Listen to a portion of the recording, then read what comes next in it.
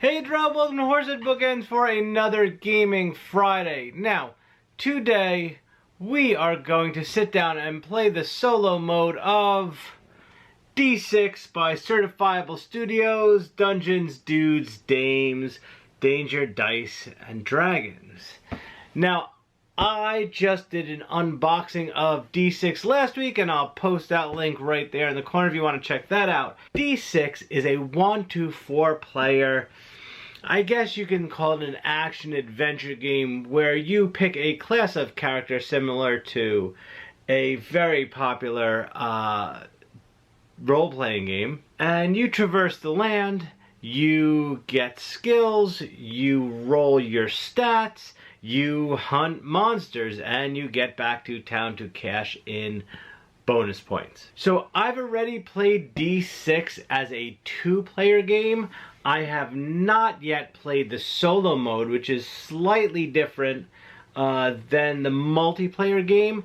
So what we're going to do, I have it set up on the table. Let's go over, let's check it out. And now, I'm not going to teach you how to play the game because there are plenty of resources online that can do a way better job than what I can do.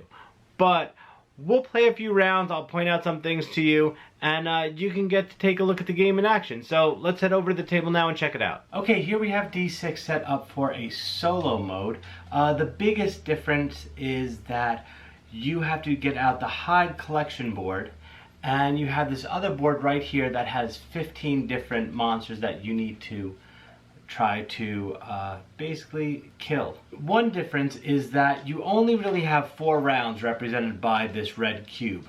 You also only have 8 bounties. Every time you get a bounty, you can bring it back to the village and you'll move this red cube up to give you more turns. So the most you can have is 12 turns to fill up this collection of hides, which are 15 different monsters. What you do, you have an action point allowance, you can move 1 space, you can gather, or you can hunt an enemy, and you move around the board to different locations to hunt different enemies. At the beginning of your turn, you draw actually 2 enemies from this bag and place them on the board. Each location on the board has a number. You roll a d10, and that's exactly where that monster spawns. You also get 2 gather actions where you roll a d4 and you do what it says on your gather board. So that's basically it. We're gonna play a few rounds and see how far we can get.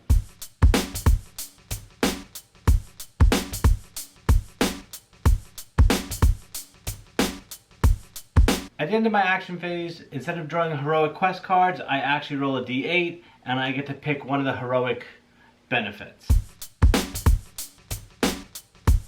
Alright, so I just defeated the Minotaur, which is right here. Now I can either slot that into my hide collection or I can take the bounty. Because I lost 2 rolls and I am down some points, I am actually going to take the bounty for that card, and I get 2 gold, and this goes back into the bag.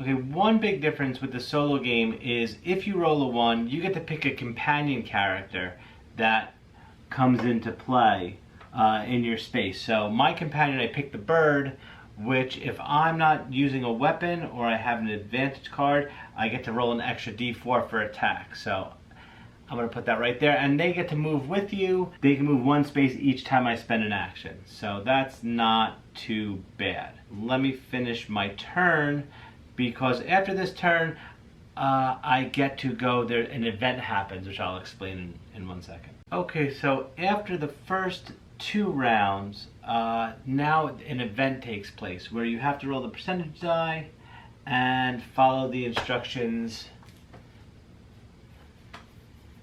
in the manual to see what happens.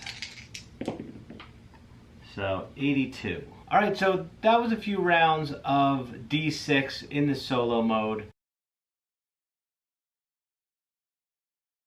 All you're doing, you're moving around the board, you're trying to attack monsters to try to fill up your hide collection before you run out of time. So let's head over to the office and we'll talk about it. Okay, so that was D6 by Certifiable Studios. Now, it seemed like the rounds went really fast, and there are a few things that I did forget that I kind of went back and didn't explain, and that's okay. There are a lot of rules. The game does move fast, and you will forget certain things, but the game does lend itself to a lot of different homebrew and house rules. So let's kind of go over the pros and cons right now. Start with the pros. The game is really fast to play. It's a lot of fun. You run around the map, you try to kill monsters, collect the hides, try to fill in your hide card before time runs out. It's not so much, I think I called it a dungeon crawl game in the unboxing, and it's really not a dungeon crawler at all. It's more similar to a Monster Hunter type of game. You're just going around the land and killing monsters to try to collect certain things. In solo mode, you collect hides. When you play multiplayer, you actually want to try to get the most glory points by collecting bounties, and there also is a co-op mode as well.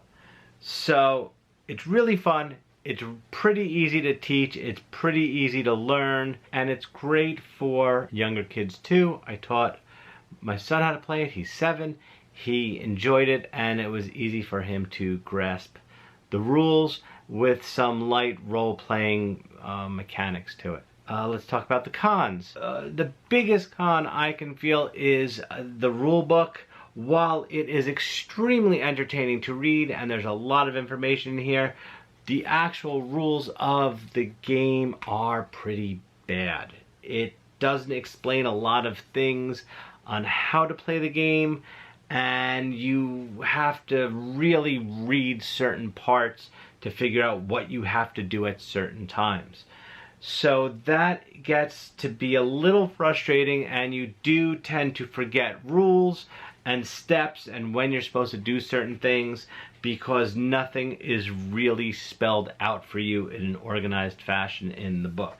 However, back to the pro section, it's so set up for homebrew, for you to make your own adventure type games. Back to the cons.